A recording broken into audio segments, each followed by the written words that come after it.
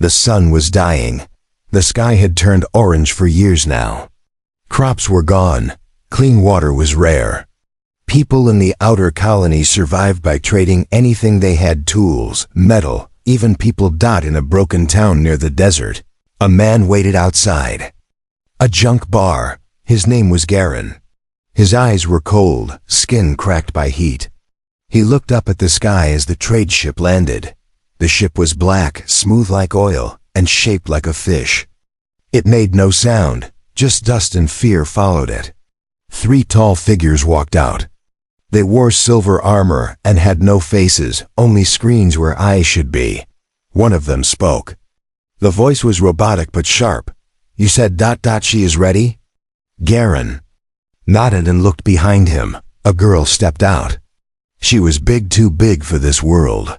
Her shoulders were wide, arms thick, and her face soft like clay. She did not speak. Her eyes stayed on the ground. "That's her," Garen said. "She's strong, eats little, good for labor." The alien scanned her. A green light passed over her body from head to toe. The scanner beeped. "She is ... unique, no illness, no damage. High cell density. Curious." Garen smiled. "She's perfect. Now, where's my drink?" The lead alien pulled out a silver bottle. Inside, a dark blue liquid swirled like a storm. Garen's hands shook as he grabbed it. He didn't even look at the girl. "You said no return," Garen said. "No return." The alien confirmed. The girl looked up, just once. Her eyes were large and dark, like she wanted to speak, but didn't. Then, the ship doors opened. She walked in without a sound. The ship rose into the orange sky. Garen sat on the ground and opened the bottle. He took a deep drink. His mouth turned blue. Inside the ship, the girl sat alone in a white room. No windows, no voice. Just a low hum. Screen turned on. Subject number 47. Acquired. Physical class, type E. Breeding grade, incompatible. Growth potential, high. She stared at the screen. The words made no sense to her. She touched her belly. It growled with hunger. Hours passed. Maybe days. No one spoke to her. But food appeared, always hot, always full of calories. She ate. She had to. Her body felt empty all the time. She slept on a soft surface. She dreamed of green fields, birds, and a woman with long hair calling her name. But she had no name. Garen never gave her one. She was just girl. Then one day, the door opened. A new figure entered. He was not like the others. Not metal. Not machine. Human, or almost. His skin had wires. His arms were made of steel. One of his eyes glowed red. "You don't speak?" He asked. She shook her head.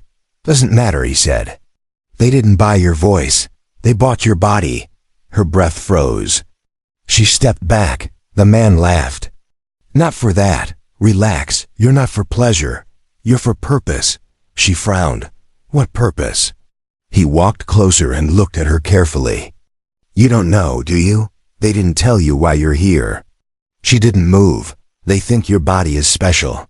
The size, the shape, the bone structure. You're rare. Designed for something big, something powerful." She still didn't speak, but something changed in her eyes. A flicker. "Eat," he said. "Rest, you'll need strength. The harvest begins soon." He left. The door closed. Later that night, she looked into the mirror. She touched her face, her arms, her stomach. Too wide, too soft, too strange. But maybe not weak. The ship hummed around her. Like it was alive, watching, waiting. She laid down. Eyes open. Something in her gut whispered, "You were not sold. You were chosen." The walls were breathing. Not fast, not loud, just enough to feel alive. The air moved like lungs. The lights blinked like eyes. The girl sat on the floor of her white room, knees pulled to her chest, listening. This was not a ship. This was something else. It was watching her. Outside her room, The hallway stretched in impossible directions. Some went up, some went sideways. Some twisted like snake bones. The ship made no sound when it moved, but every now and then, a low growl echoed through the metal. It sounded hungry. One day, the door slid open. She didn't flinch this time. She was learning. The one who entered was not the half-machine man. It was something new. It floated no feet. Its skin was silver but melted like candle wax. Its head was round, like a helmet full of jellyfish. It didn't speak with a mouth. It spoke inside her head. You are not meat. You are soil. She didn't understand. Soil? The creature floated closer. Its body pulsed with soft blue light. You will grow. You will feed the future. This ship was made to plant and protect. Plant what? Protect what? She backed away. Her breath grew fast. But then, a tray appeared from the wall. Food again. Always warm. Always too much. She didn't want to eat. But her body screamed for it. Days passed. Maybe weeks. Maybe none at all. There were no clocks. No sun. Only the rhythm of her stomach and the silent watchers behind the walls. Each time she ate, something changed. Her skin got tighter. Her muscles ached. Her arms grew heavier, but not weak, stronger. Her back straightened. Her fingers grew longer. She felt more alive. And then the dreams began. In the dream, she was floating. Naked. Not ashamed. Stars moved around her like dust. Giant roots grew from her feet, wrapping planets. Her arms stretched wide, hugging a red moon. Voices whispered, "She is not one of us. She is the last. She is the beginning." Then, a flash, pain, fire, and she woke up. The next time the door opened, the half-machine man stood there again. But this time, he looked worried. "You feel it, don't you?" he asked. "The change?" She stared. "You think they brought you here to take something from you," he said. "But no. They brought you here to make something with you." He walked inside. For the first time, he sat on the floor at her level. This ship is ancient, older than Earth. It doesn't move through space. It grows through it, like a root under the skin of the universe. She listened. Her heart beat loud. They feed it people like you. People with old genes, deep genes. Hidden code. You're not just a girl. You single quotes read ... seed material. She looked at her hands. They felt different. Warmer. Thicker. "You're being changed," he said. Prepared, but not for them. He leaned closer. For something else. Later that night, she pressed her ear to the floor. It was warm, beating like a heart. The ship was alive. But it was not the only thing that was growing. So was she. In the mirror. She touched her face again. Not softer, now stronger. Her shoulders looked like armor. Her stomach glowed faintly under her skin. She didn't understand what was happening. But she wasn't afraid anymore. She felt like a seed before the storm. Small but ready. Ready to burst into something the world wasn't prepared for. Then, the lights dimmed. A soft voice played from the ceiling. "Harvest begins in 5 cycles." Her breath stopped. She whispered, maybe to herself, "I am not soil. I am fire." She woke up floating. Not in water, not in air, in something. Between. Her body was suspended inside a glowing pod, filled with light instead of liquid. Her hair floated around her like silk in slow motion. Her skin sparkled soft silver lines. Ran across her arms, her chest, her face. The ship was doing something to her, changing her. But she didn't feel pain. She felt peace. Somewhere outside the pod, voices argued, not loud, not angry. Just fast, nervous, mechanical. Her cells are adapting too fast. We did not program this rate. She is waking up early. She couldn't move. Not yet. But she could hear. She could feel. She could understand.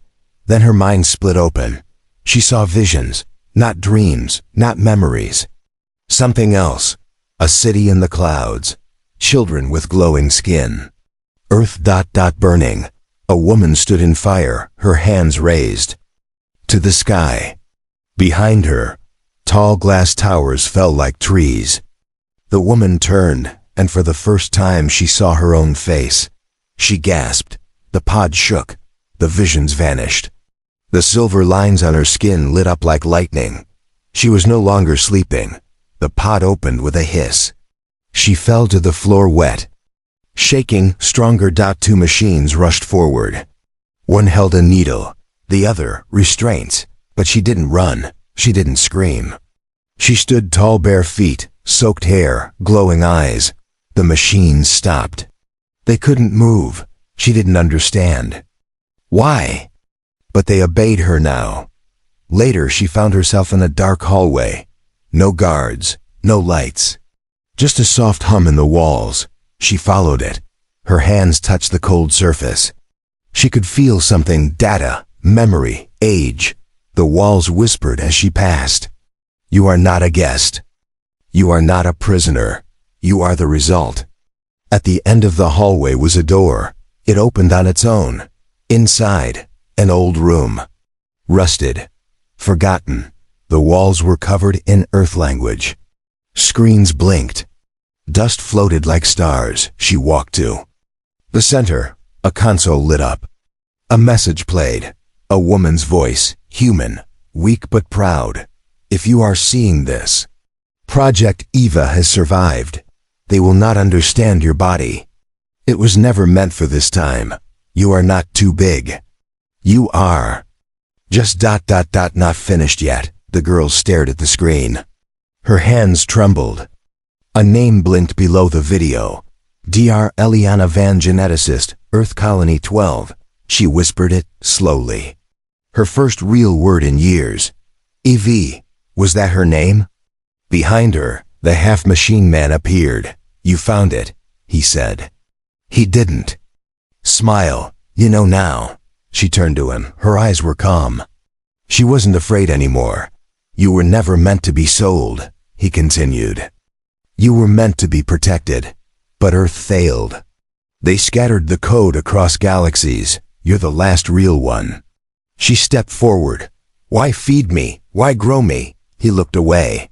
Because your body isn't normal. It's ancient. Designed to carry more than just life. It can carry memory. Energy. Power. She clenched her fists. She could feel it now, something moving inside her. Not a baby. Not blood. Something older. Something bigger. The ship spoke from the walls. Cycle 4 complete. Awakening successful.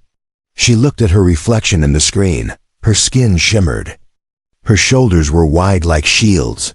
Her chest glowed with faint golden lines. She looked like a human, but not just human. Something between flesh and star. The man spoke softly. You are no longer seed. You are storm. She was not alone in her mind anymore. Something had awakened with her. It whispered through her blood, echoed in her bones. It spoke in no language, but she understood. It wasn't a voice. It was a memory. A memory that wasn't hers, and it wanted her to remember. The ship had changed. Doors opened before she touched them. Lights followed her footsteps. Screens blinked to life when she entered a room. She was no longer a passenger. She was becoming part of it. In a cold chamber deep inside the ship, she found a hidden wall. It looked like smooth black stone. But when she placed her hand on it, it opened like paper. Behind it was a stairwell that led down. And down, and down. The air grew warmer, older. She reached a room that didn't belong on a ship. Wooden shelves. Paper books. A flickering fireplace, but no fire.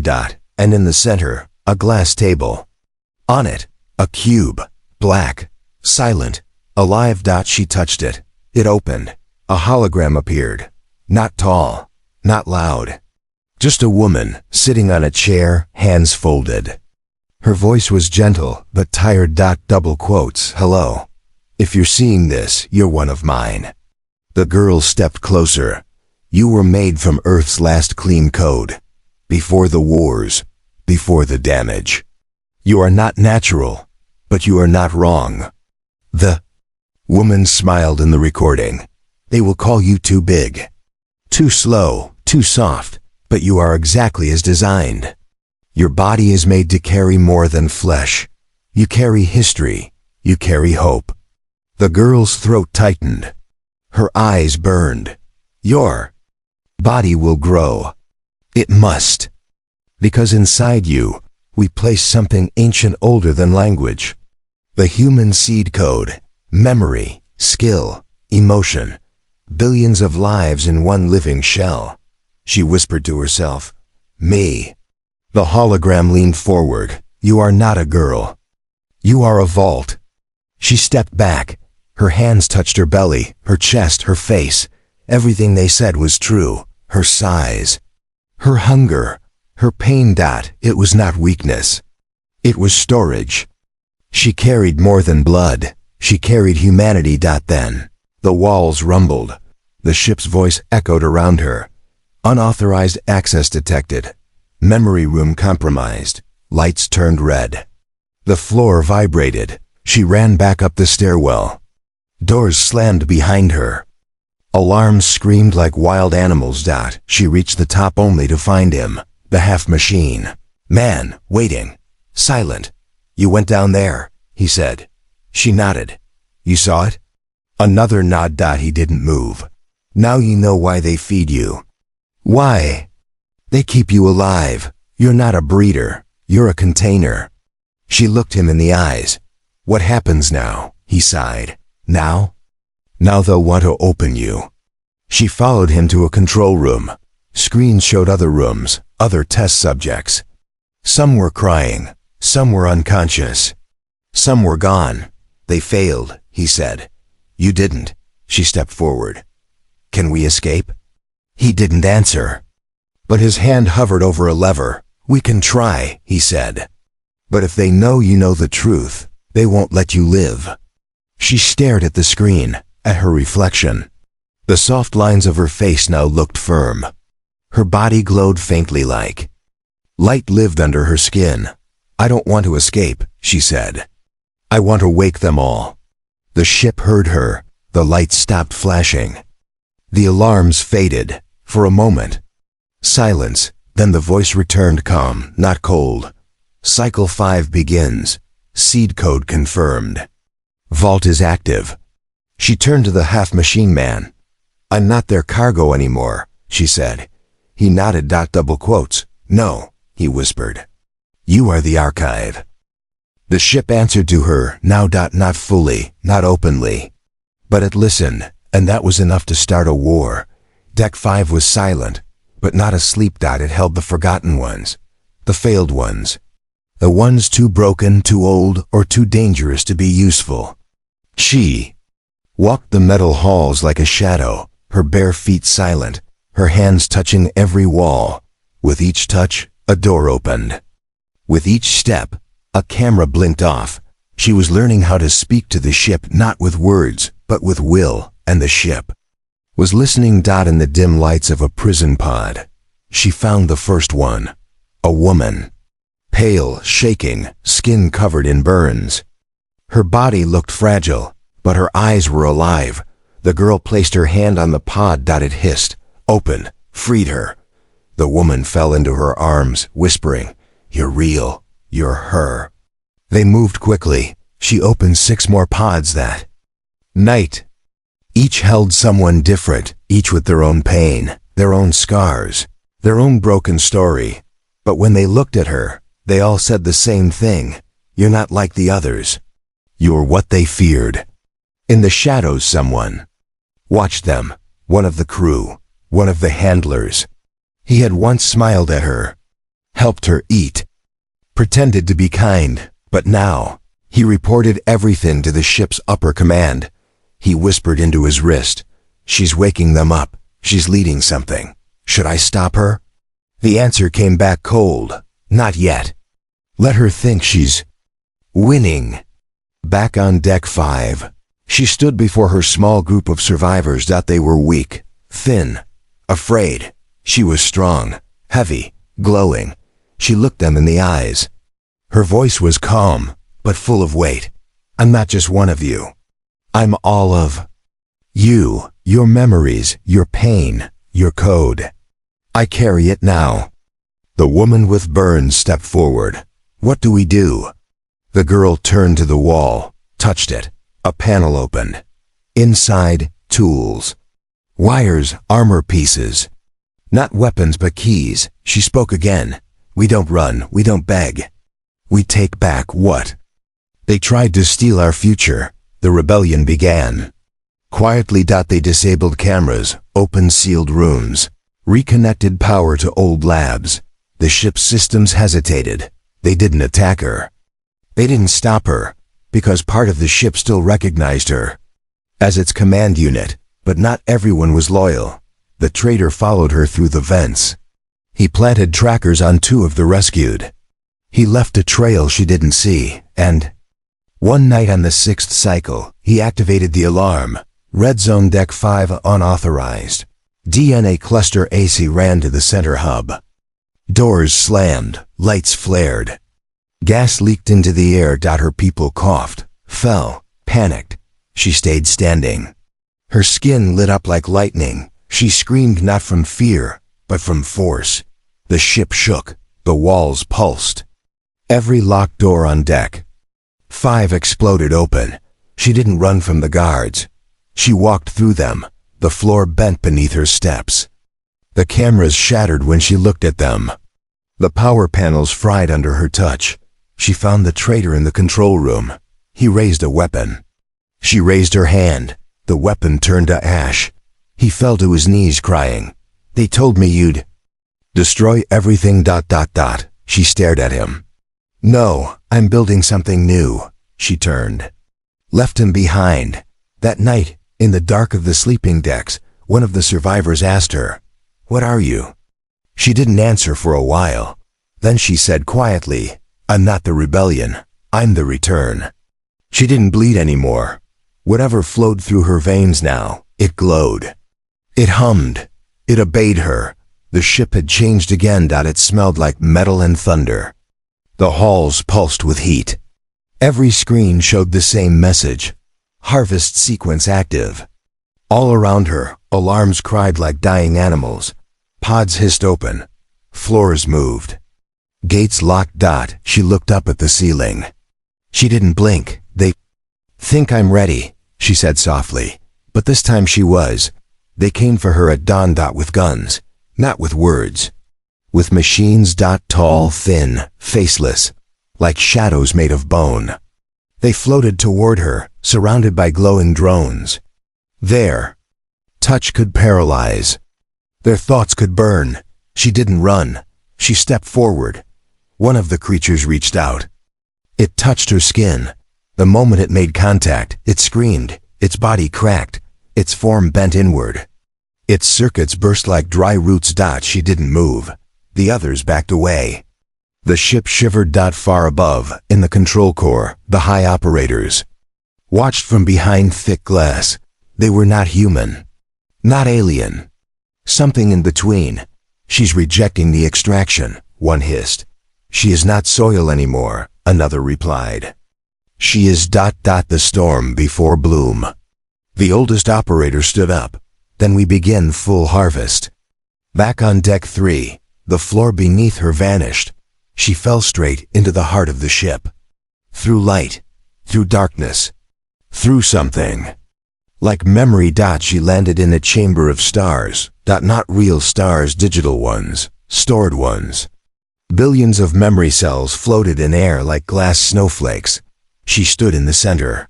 They circled her. They recognized her, one by one. They began to speak, children, elders, soldiers, mothers, voices from Earth, from Mars, from lost colonies. All of them. Speaking from inside her, she screamed, but it was not pain.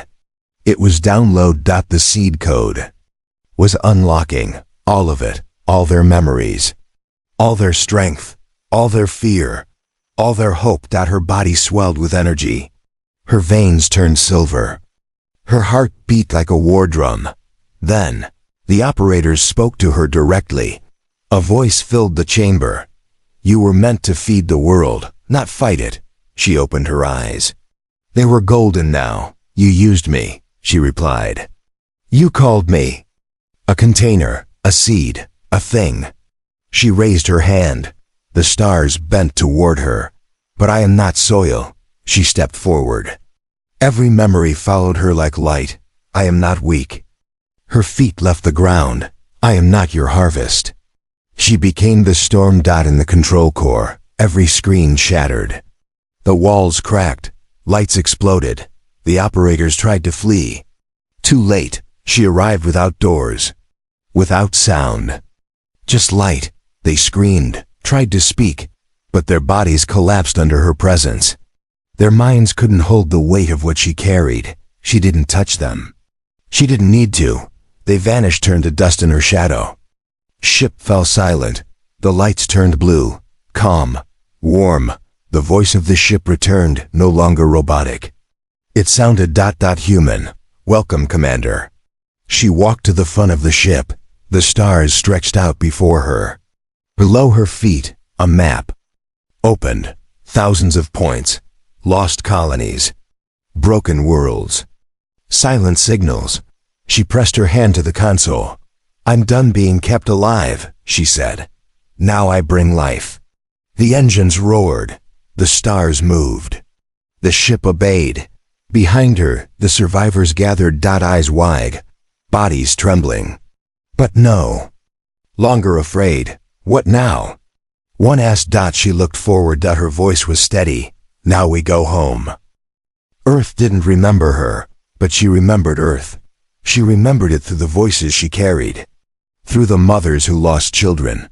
The children who never saw sky. The cities that burned and the hands that rebuilt. Every step she took. Now was not just hers. It was all of theirs. The ship entered Earth's orbit in silence. No welcome message, no signal. Just clouds, storms, and silence. From above, the planet looked tired.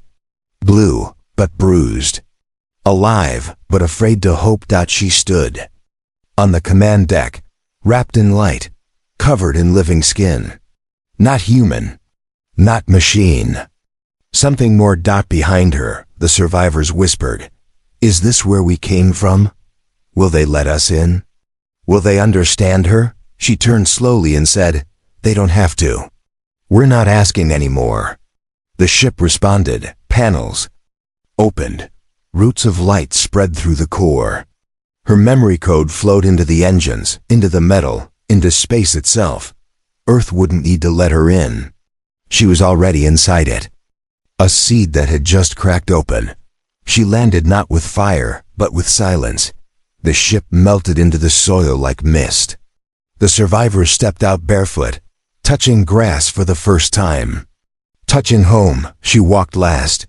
Each footstep left light. Not burning, healing. Plants bloomed behind her. The ground remembered her DNA.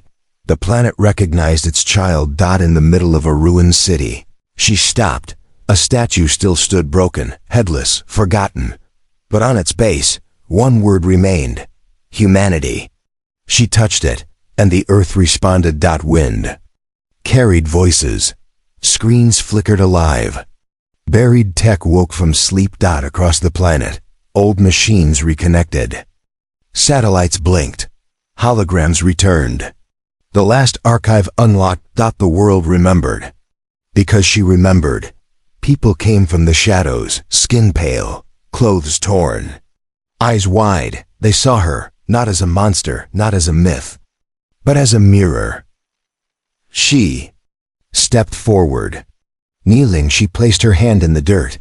Then she said, soft but strong, I am not too wide, not too soft, not too full. I am everything you forgot, and everything you still are. Behind her, the survivors stood proud, not small anymore. Not broken. And the earth finally spoke back through green leaves, warm wind, and the soft beat of life returning. Somewhere far away, deep underground, an old computer clicked alive. Single line of code appeared on its dusty screen. Eva. Status. Complete. The girl who was once sold for a drink, who was once labeled too big to breed, was now the mother of memory. Not a prisoner, not a test subject, not a mistake. She was the beginning, and her name was humanity.